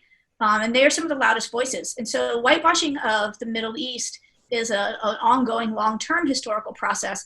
But in terms of how Europeans and Americans are doing it, Europeans are doing it primarily as a way to lay claim to the antiquities of Egypt and Libya, which of course is colonized by the Romans. And so you find Roman sites all over Libya and other places. But then in the United States, it has to do with the fact that people who at the time were classified as Syrian, but what we really mean is people of Middle East descent, or people of Arab descent from the Middle East, they got classified legally as white. And so think about what that looks like as someone like me, who is a white person, right, a European descent white person, saying to someone who is like Talib or something that North Africa isn't white, right? Or even more important is that this is actually what happened during the Mary Beard Talib debate, which was Beard was like, they weren't white, Libya and these places are not white spaces. This is not a concept that exists in the ancient world. And Talib comes after her and says, who are you, colonizer, to kick me out of whiteness? Right? But it's all this obsession of wanting to participate in this dominant identity group that is called whiteness, which has no roots in antiquity and has no roots even really in much modernity outside of, it's really a creature of the US, though it appears in European texts earlier. We're the people who sort of run with it and turn it into this idea. And what we actually mean by white is dominant. We don't mean anything to do with our actual skin color.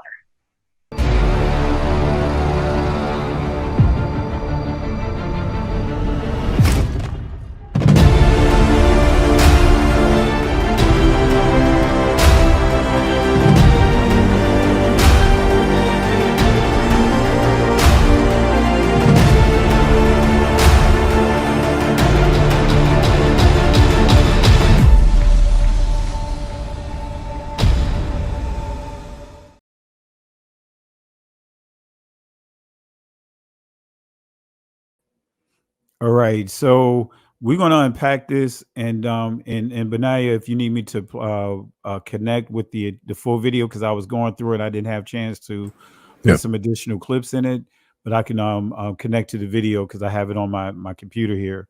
And so, family, we getting ready to get into the deep water right here, and this is going to be the additional mic drop that we're going to present here. And again, as we shared here, we can't, we want to make sure that we don't just solely rely on DNA. We want to rely on some of the other ways of confirming who's who. What groups occupy certain territories, and now we're getting into a person by the name of Samuel George Morton, who is a paleontologist or whatever, and he studied craniums.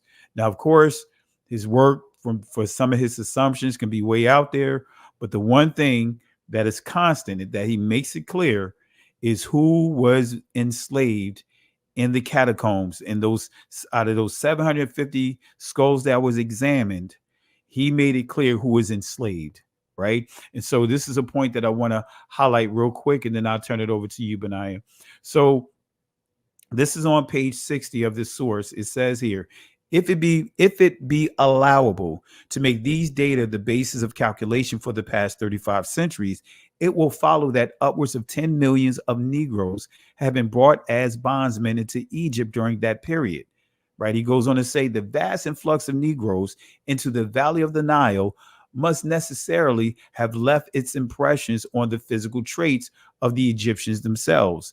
In modern times, as seen in the Copts, and in more distant periods, as proved by the Negroid heads, in which both the configuration and expressions are too obvious to be mistaken. But it may be inquired, how does it happen that Negroes or their descendants should be found in the catacombs if they constituted a menial or slave caste in Egypt? So he's asking this question: how is it that he found, and through his examination of these skulls, Negroes, right? How do he find Negroes or their descendants?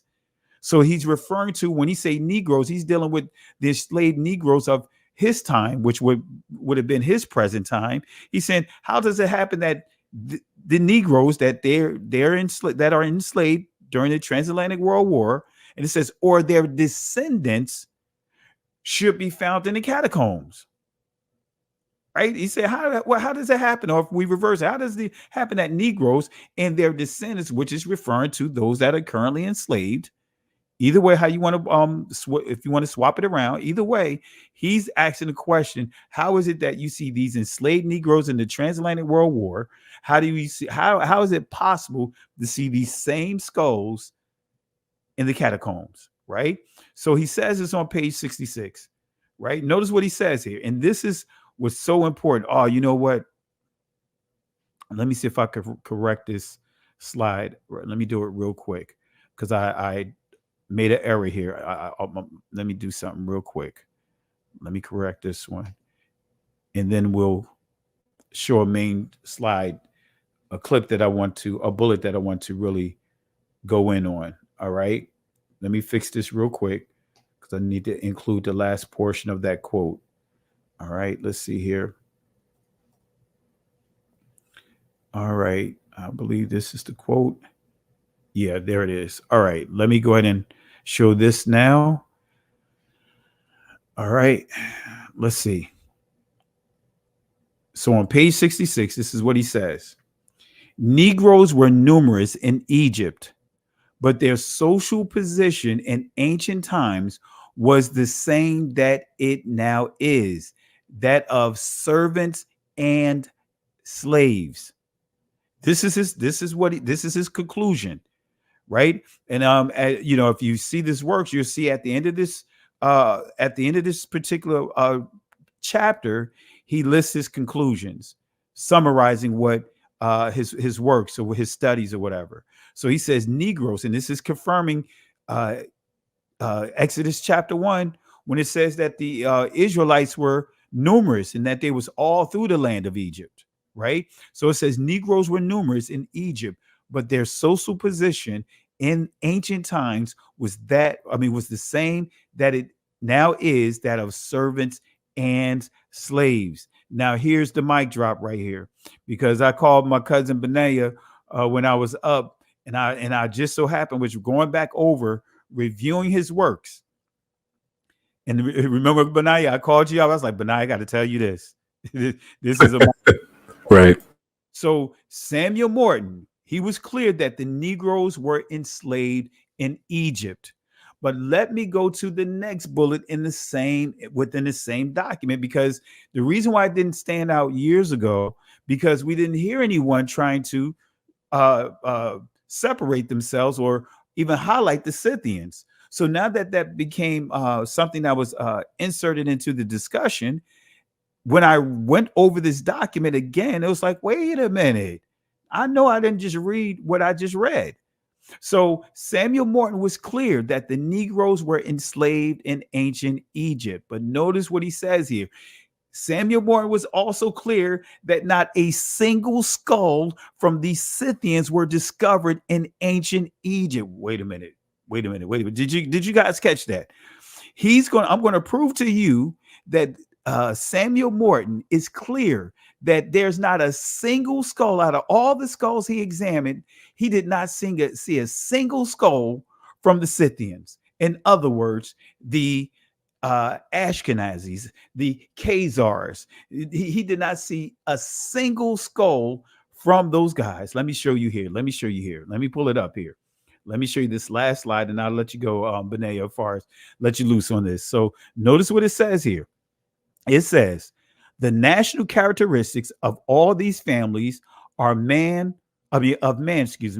are distinctly figured on the monument. So what he's saying is the different groups, racial groups that exist at that time and can fast forward to the present of his time.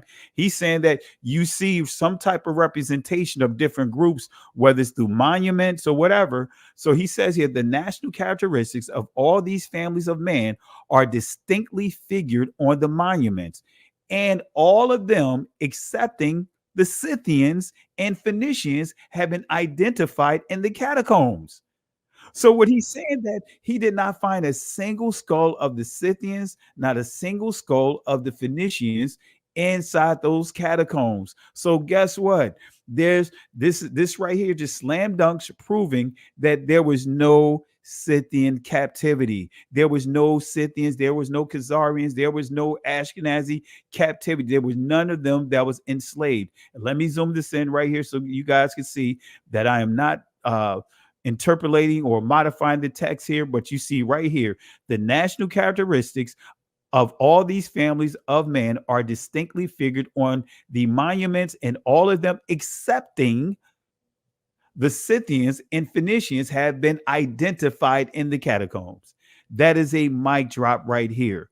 That is a complete mic drop right here. So this proves that the name stealers, guess what? They are not in the catacombs of Egypt. You will not find not a single reference. You will not find a single bone, a single skull referring to them over in Egypt, ancient Egypt, as slaves. But he did point out that our ancestors, guess what, were enslaved all through Egypt. He said tens of millions.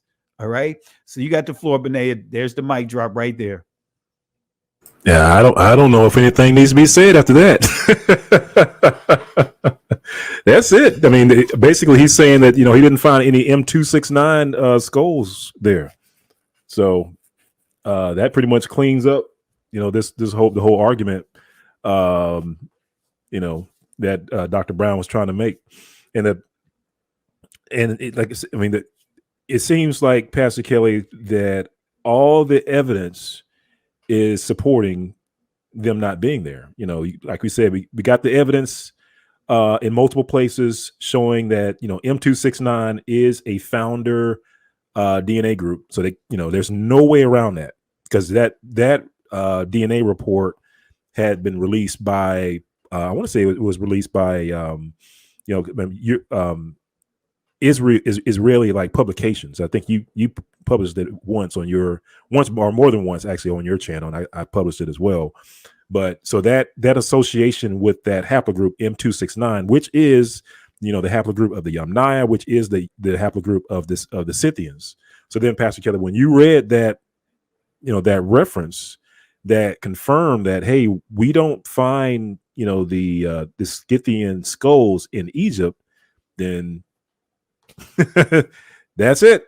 It's pretty much a wrap after that. So yeah, that's a great mic drop, Pastor Kelly. Yeah, well, you already know when I called you, I was like, Benet, you're not gonna believe this. You know what I mean? Yeah. I mean, and again, it's nothing but the Most High. I was just going back over this source. I'm like, let me go back over this. Just as, how it goes when you go back over old sources to see if there's anything that you may have missed or anything that you can, further pull, extract out of it. And when I saw this here, I was like, no way. I did. This is right up. I mean, right. This is the very next bullet, cuz. Yeah. The one that and I quote this source over and over again, but this is the very next bullet. Let me pull it. Let me zoom in, and you'll see the very next bullet. Right. Let me see if I could pull this off here. Let me take this highlight out. All right. But notice right here, this is the very next bullet. Negroes were numerous in Egypt, but their social position in ancient times was the same that it is now, that of servants and slaves. But then it goes right to the next bullet. The national characteristics of all these families of man are distinctly figured on the monuments, and all of them excepting the Scythians and Phoenicians have been identified in the catacombs.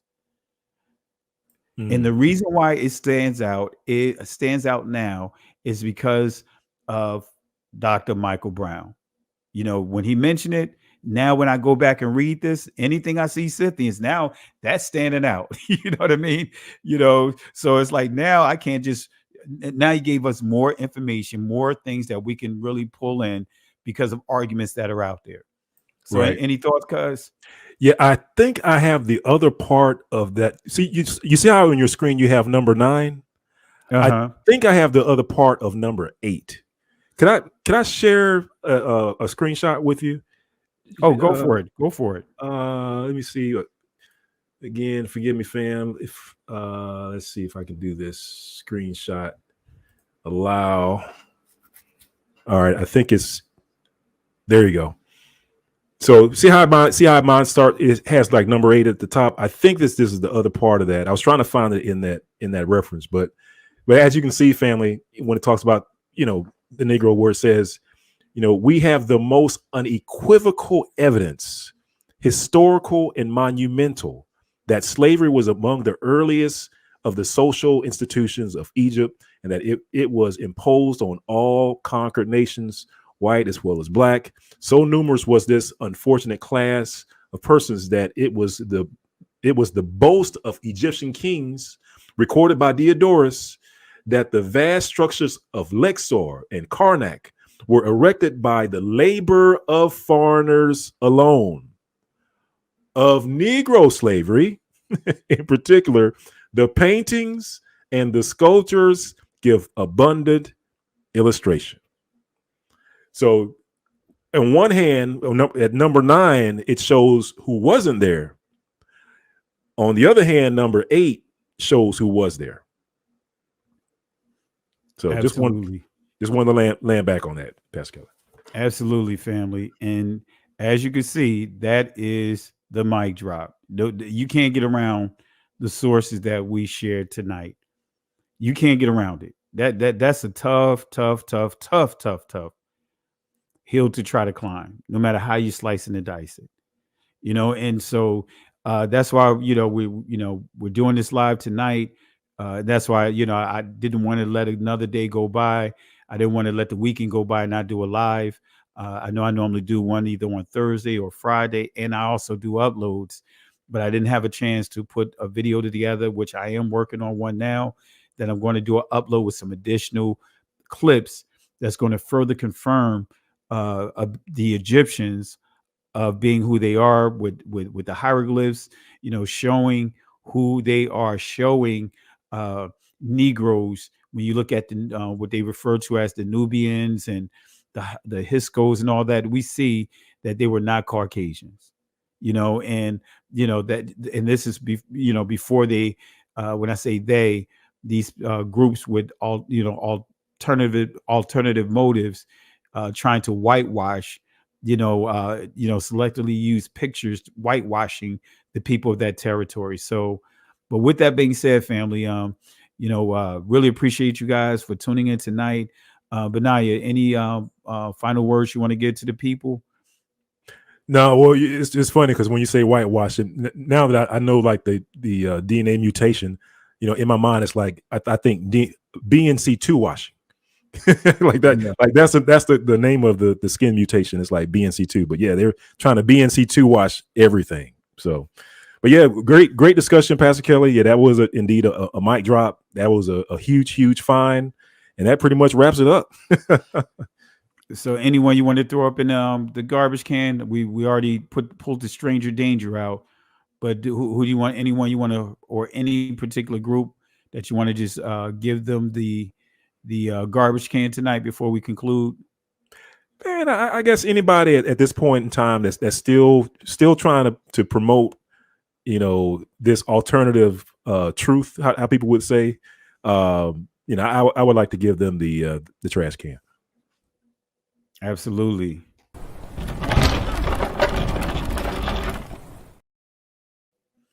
And I want to give the trash can. I already gave the trash can. Well, I gave the chair actually to Dr.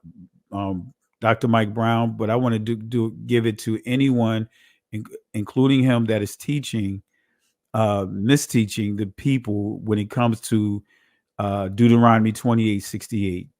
I want to give the garbage can to just even the notion of trying to insinuate that they were enslaved in ancient Egypt, which that is, we just proved it, that's not true. So I want to give a garbage can to he and any others that are teaching that deceptive doctrine. And of course, I want to give a 3-piece. Got to make sure I keep my 3 pieces available. So let me give a 3-piece.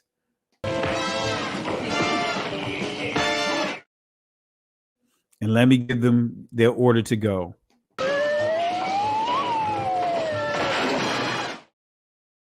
So with that being said, family, really appreciate you guys for tuning in tonight.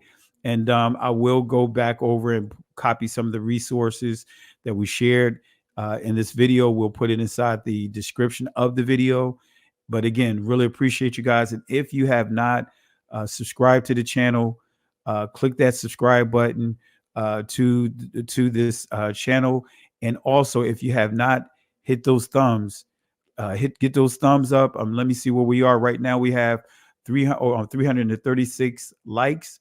So we should easily be at least 400 likes. So if you have not clicked that like button, whether you agree with the lesson or whether you disagree with the lesson, still hit that like button, because that does make a world of a difference when it comes to the algorithms. And again, it costs you nothing, just a little investment of your time just to click that like button, to click on that like button. So with that being said, again, click that like, subscribe to the channel, click that notification button, and until we come again. And before I conclude, Benaya, any videos or any work that you're getting ready to release that you want to let the people know, and also let them know about your channel for those that may not know? Yeah, we'll just have it's the Benaya Israel channel on YouTube, and also the Hidden Hebrews channel on Rumble, if you all have a Rumble account over on there as well. And I guess as far as any videos coming out, just going to do a review on the Manhattan Institute. One of their people aren't aware of the things that they are publishing against the African Hebrew community. So just want to kind of bring some of that, some of that stuff to light. But yeah, probably that's going to be the next, most high willing, that'll be the next video. Amen. And family, really appreciate it. And thank you, cuz really appreciate you with the last minute phone calls, the invitation, but I really appreciate you jumping on. So, family, in the words of the Most High, Yahweh, the words that he gave to Moses in Exodus chapter 14, verse 13 and 14, when Israel was in a panic mode, they was fearing the Egyptians was coming up in the rear. They was at what appeared to be a dead end that was in front of them, with the water.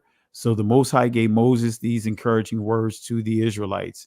He told Moses to tell the people, "Fear ye not, stand still, see the salvation of Yahweh. These Egyptians that you see here today, they will not have power over you again. You will not see them ever again. The Most High will fight for you." But here's the kicker, family. We have to hold our peace. Let me say that again. The Most High will fight for us, but we have to hold our peace. In other words, the Hebrew word that's there is charash, which means be quiet, selective and calculated silence. Can't go back, can't stay here, keep moving forward. Shalom. Listen, Genesis chapter 11, verse 10 explains the genealogy of Shem. Shem was a black man in Africa. If you repeat this back, Genesis 14, verse 13, Abraham steps on the scene. Being a descendant of Shem, which is a fact, means Abraham too was black. Abraham, born in the city of a black man, called Nimrod, grandson of Ham. Ham had 4 sons. One was named Canaan. Here, let me do some explaining. Abraham, Isaac was Jacob had 12 sons, for real, and these were the children of Israel. According to Genesis chapter 10, these were the children of Israel. According to Genesis chapter 10.